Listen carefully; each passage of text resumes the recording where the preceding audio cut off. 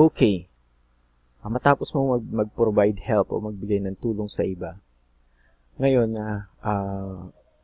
pakalipas ng 14 days, maaari ka nang mag-withdraw o humingi ng tulong plus 15% nung ibinigay mong tulong nung una.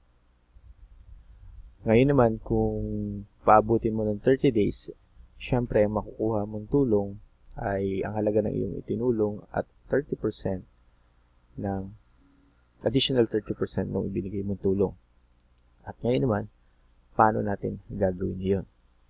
So, syempre, kailangan mo muna mag-login sa iyong personal office katulad ng nakikita mo sa screen. Ito ang iyong dashboard at syempre, una mong kailangan gawin ay alamin kung ilan yung ilan yung available amount mo for withdrawal. So, dapat mo i-click ang Mabrow button at syempre, ihahatid ka nito sa isang record katulad ng makikita mo ngayon. Ito ang kabuuan record. Yan. Siyempre, hindi ko ipinakikita ang buong screen para mas malinaw. Yan. So, kung mapapansin mo, yan, merong mga numero dito sa bandang kanan na kulay pula, asul at kulay green. Ang ibig sabihin ng pula ay hindi pa nakukumpirma ng kabilang participant. At ang kulay asul naman ay naka-frozen pa. Hindi pa ito umaabot ng 14 days o 30 days. At kapag kulay green naman, tulad na nakikita mo rito, kulay green, ibig sabihin ito ay available for withdrawal. At ngayon, para makita mo kung ano yung available for withdrawal mo, i-click mo lang itong button na ito. Available for withdrawal. Yes, katulad nakikita nyo, 654.59 pesos. At pansin niyo dito sa button dito, dito sa row na to ay meron din kulay green na amount ay 654 pesos. Okay. So ngayon, kailangan natin gawin ay bumalik sa ating dashboard. So, ayan. Kita nyo ang dashboard. Alright. So, kailangan natin pindutin ang button na Get Help. Tapos, syempre, tatanungin ka, select where exactly you want to have funds from sale of Mabrow transfers. So, select bank account or card registered earlier. So, click mo next. And then, select existing bank or card account. Okay. So, ang pipiliin ko ay ang CoinsPH Chad Buse. Yan yung pangalan na inilagay ko, dinesignate kong pangalan para sa CoinsPH Bitcoin wallet. So, i-click ang next.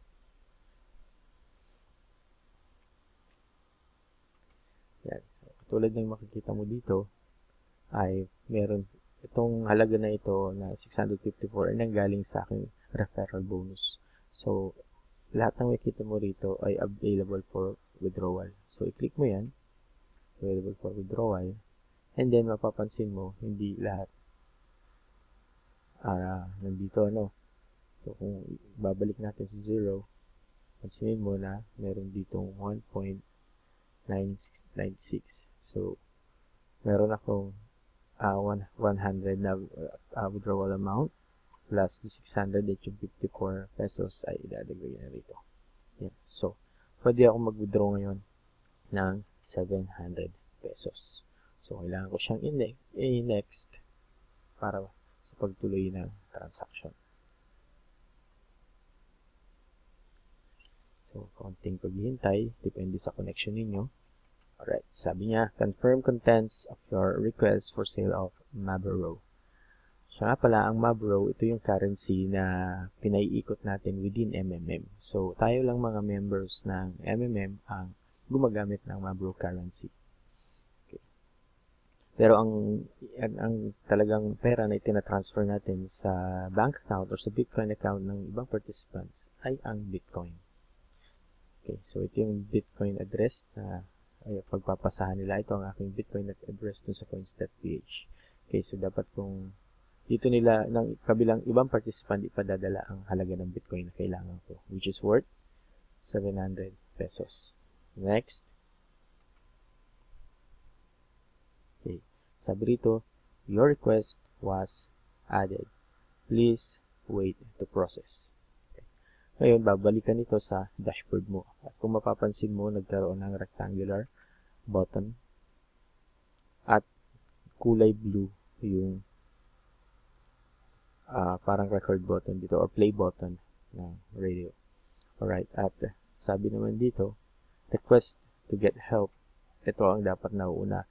Kung mapapansin mo, medyo mabilis yung respond ng system. Ibig sabihin, marami ang gusto mag-execute ng provide help kaysa sa mga nanghihingi ng tulong o get help. Usually kasi, ito ang nauunang lumabas, itong orange na button nito, at wala ito agad. Hindi pa agad ito lalabas. Pero sa pagkakataong ito, kung nakita nyo, pag na-review nyo ng konti yung video na to, sabay na sabay silang lumabas. Ibig sabihin nito, napakaganda ng system. So, ito yung transaction ko na naghihingi ako ng tulong. At agad-agad naman, nakahanap si system na magbibigay ng tulong para sa akin. So, ngayon, kung papansinin mo yung click button na yan, isang gray box lang ang makikita nyo rito. Huwag nyong pipindutin ang extend payment expectation by 24 hours kung hindi naman nagre-request yung kabilang participant na i-click nyo ang button na ito. Ginagawa lang yan kapag halimbawa ang magbibigay sa inyo ng tulong ay nasa isang gipit na kalagayan o hindi agad-agad siya makakapagpadala ng Bitcoin na worth 700 pesos sa iyo. So, maaari kanyang tawagan at i-request na i-click mo to. Pero hanggat hindi niya ginagawa iyon, hindi kanya kinokontak, huwag mo itong i-click. Okay. So ngayon, kailangan natin maghintay para sa participant na nakapangalan dito para matanggap natin yung Bitcoin. So, katulad pa rin nung dun sa provide help, andito rin ang detalye ng transaction.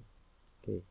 So, ito ang halaga ng Bitcoin na dapat mong matanggap, which is parehas dito. Okay. So, kung maliit man sa 700 or malaki man ng 700 ng konti, okay lang yun. Ang official na itinatransfer natin ay ang halaga ng Bitcoin na nandito. Okay. Again, nandito yung mga contact numbers ng participants at ng mga managers. Okay. So, kailangan natin ngayon maghintay. So, bibigyan ko kayo ng isang halimbawa kunwari ay padala na nag-respond na itong si participant dito. At hahanap tayo ng ibang transactions na nandun na sa point na nakapagpadala na ng Bitcoin value itong participant nandito.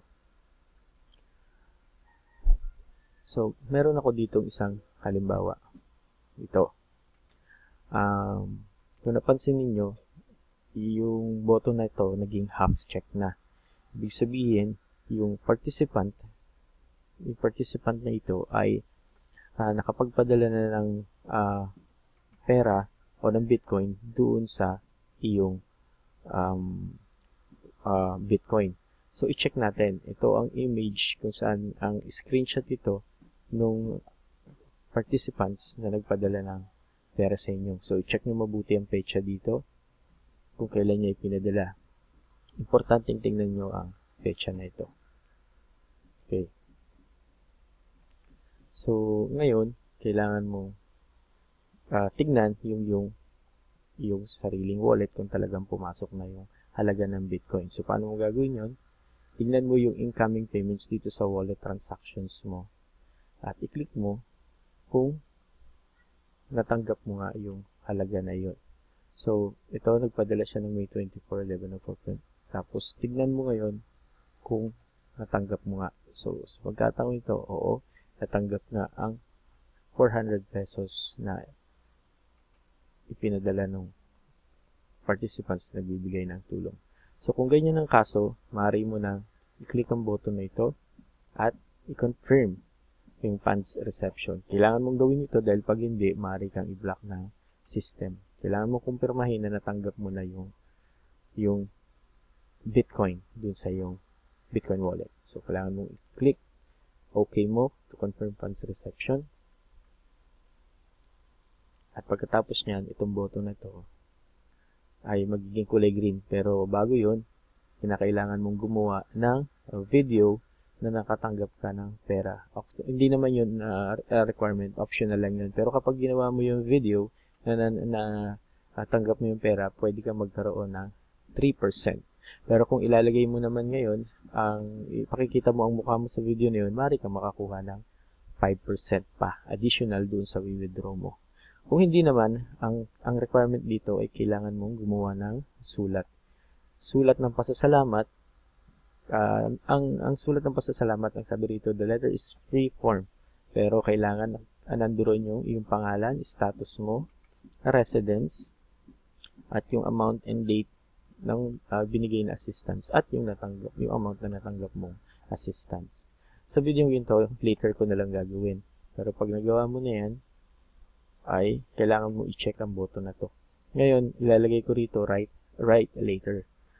Dahil tipid lang ang oras ko sa video na to.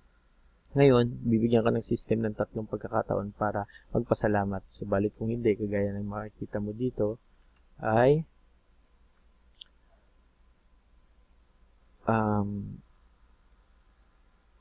bibigyan ka niya ng 3 pagkakataon at kapag hindi mo ginawa yun, maaari ka niyang alisin sa system. Siyempre, kailangan natin maging mapagpasalamat sa natanggap nating tulong. Okay. So, ngayon, ay i-right-click ko yung write later. Okay. So, pansinin mo na wala yung button. Ibig sabihin nun, tapos na at naging kulay puti na yung request to get help. Okay. So, ibig sabihin nun, dapat tayong magpasalamat. Okay. So, i-cherish ninyo yung natanggap ninyong tulong at ngayon kung gusto niyo magpatubo ulit, mag-provide help ulit kayo. Magbigay ulit kayo ng tulong sa iba.